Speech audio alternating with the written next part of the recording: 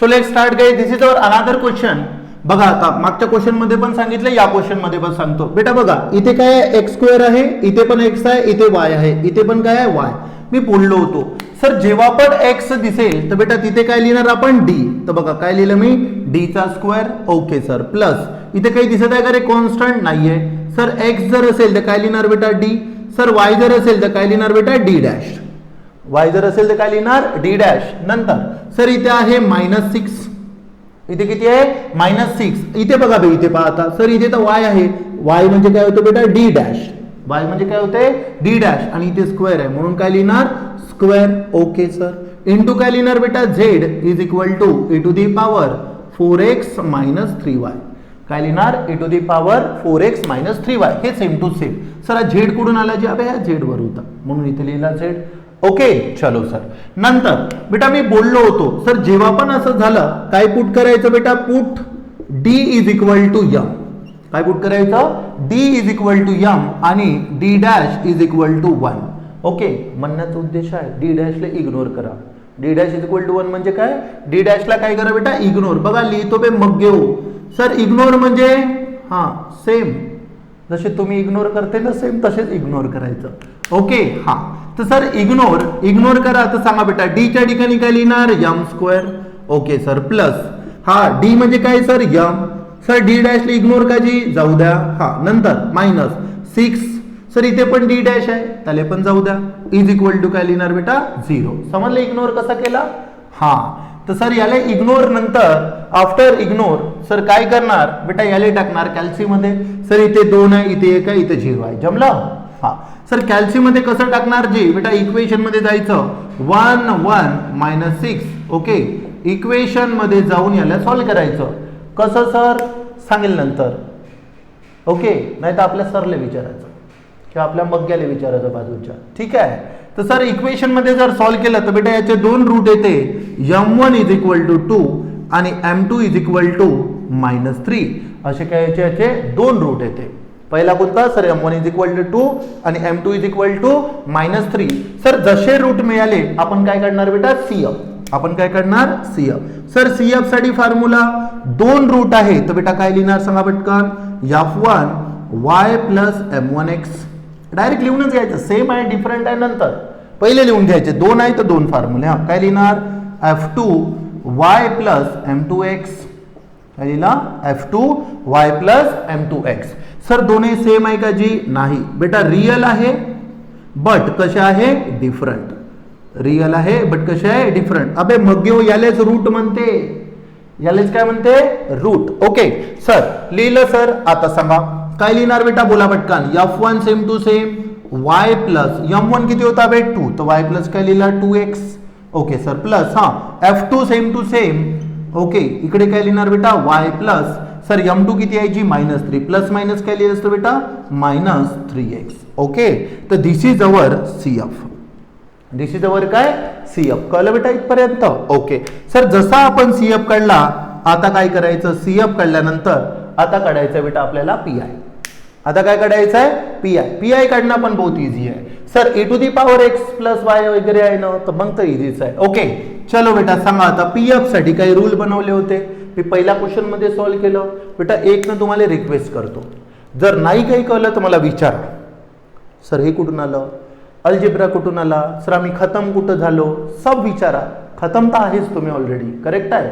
हां तर विचारायचं कुठे डाऊट आहे काय आहे. ठीक आहे. तर सर आता इथे जर हे झाल्यानंतर बेटा PI साठी ऑलवेज फॉर्म्युला सेम. सर कोणतं इक्वेशन असेल तर का जी हो तर ऑलवेज फॉर्म्युला सेम. काय फंक्शन ऑफ डी डॅश. काय लिहिणार फंक्शन ऑफ डी डॅश. सांगा बे इथं काय होतं, सेम टू सेम छापा. काय आहे sir e to the power 4x - 3y. काय आहे e to the power 4x - 3y. लिहिलं बेटा इथपर्यंत. आता सर याले करायचं कम्पेअर. याले काय करायचं कम्पेअर. कशासोबत कम्पेअर करणार सर आम्ही याले कम्पेअर करणार e to the power ax plus by सोबत. कशासोबत कम्पेअर करणार ax प्लस by. जसं तुम्ही याला कम्पेअर केलं सांगा रे काय भेटन बेटा a इज इक्वल टू. अबे a इज इक्वल टू काय आहे सांगा पटकन इथं 4. ओके आणि b इज इक्वल टू काय आहे -3. बी इज इक्वल टू काय -3 आपल्याला माहित आहे डी लाच काय म्हणतो बेटा आपण ए आणि डी डॅशला काय म्हणतो आपण बी. तर डी इज इक्वल टू बेटा 4 आणि बी इज इक्वल टू काय बेटा -3. ओके. हे कधी फक्त आणि फक्त एक्सपोनेन्शियल फंक्शन ईच्या पॉवरमध्ये काही असेल तर मग कॉस आणि साइन असेल त्याच्यासाठी वेगळे रूल, ऑल्जेब्रिक फंक्शन असेल त्याच्यासाठी वेगळे रूल. हे रूल कायच्यासाठी हा डब्बा कायच्यासाठी फक्त कायच्यासाठी डब्बा हा फक्त आणि फक्त एक्सपोनेन्शियल फंक्शन फक्त आणि फक्त कशासाठी exponential function. Sir exponential function कायले म्हणते जी हा राहू दे एकदम दिमाग नाही. ई जर दिसला तर एक्सपोनेन्शियल फंक्शन. ओके. हा मला माहिती नाही कसा आला तू इंजिनिअरिंगले बट ठीक आहे आला तर आला. हा 1/, फंक्शन ऑफ काय आहे बेटा सांगा पटकन इथे सांगा काय लिहिणार बोला पटकन d² प्लस काय लिहिणार बेटा सांगा पटकन डी डॅश जसा दिसते तसंच मायनस काय लिहिणार 6d डॅशचा स्क्वेअर मायनस काय लिहिणार 6d डॅशचा स्क्वेअर. सर हे जसं लिहिलं बेटा इथे सांगा काय होतं e⁴x - 3y काय होतं e⁴x - 3y. चलो बेटा सांगा पटकन डी च्या ठिकाणी काय पुट करणार बे 4 तर काय येणार 4 चा स्क्वेअर.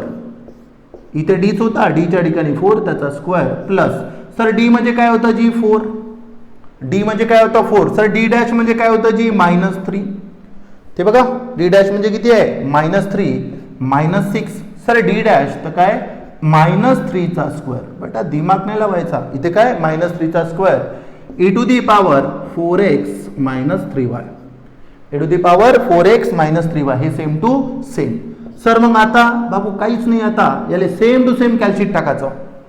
सेम टू सेम कशात टाकायचं कॅल्सीमध्ये तर काय येणार 16 - 12 4 चा स्क्वेअर 16 4 3 जा 12 आणि इकडे किती येणार बेटा -6 × 9 काय येणार 6 × 9 आणि इथे e⁴x - 3y याला जर कॅल्सीमध्ये टाकलं तर कॅल्सी आन्सर देते 1/-50.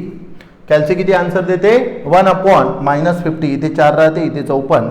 ओके तर e⁴x - 3y this is our बेटा पी आय.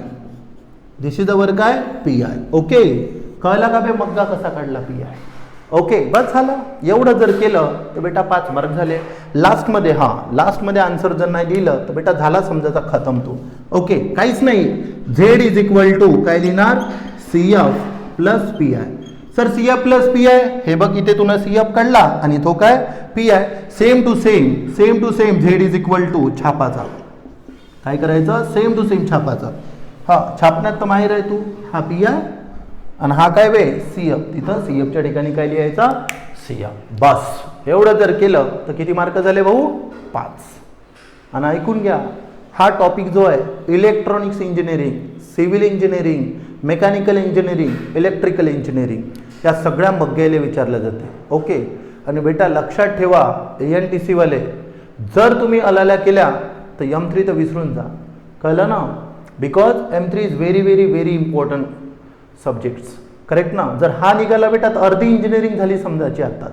आणि जर नाही झाली आणि नाही जर निघाला एकदा अटकू द्या गॅरंटी की तू जर हा सब्जेक्ट पुन्हा एवढा इझिली निघेल तर. ओके आणि हां मॅडम लोकांसोबत मास्तर लोकांसोबत बिलकुल मुज्जरी करायची नाही. काहून बाबू त्यांच्याकडे मार्क आहे टोटल किती 30 आणि गलतीनं जर त्यानं 15 दिले तर बापू विसरून जा तुले 30 जिंदगीत बेटा. कळलं ना. तर म्हणून त्यानं म्हटलं का हे पूर्व दिशा आहे का सर. हो असं म्हणायचं सर आजच तिकडून सूर्य निघाला जी. कळलं का. हां ज्ञानाच्या गोष्टी म्हणते याले. म्हणून थोडंसं प्रेमानं वागायचं मॅडम सर. बस ह्या सेमिस्टर पुरतं वागा. पुढच्या सेमपासून मस्त्या करायला कायले मुज्जऱ्या करायला चालते पण या सेमिस्टरला बिलकुल मुज्जरी करायची नाही. त्याईनं जसं म्हटलं तसं वागायचं आणि 30 पैकी पाया पडा काही करा सर 29 द्या म्हणा. ठीक आहे. सो आय होप की तुम्हाला हा पूर्णच्या पूर्ण व्हिडिओ समजला असेल. जर कशात पण काही डाऊट असेल तर बेटा तुम्ही मला विचारू शकता. Okay so see you in next video. Thank you.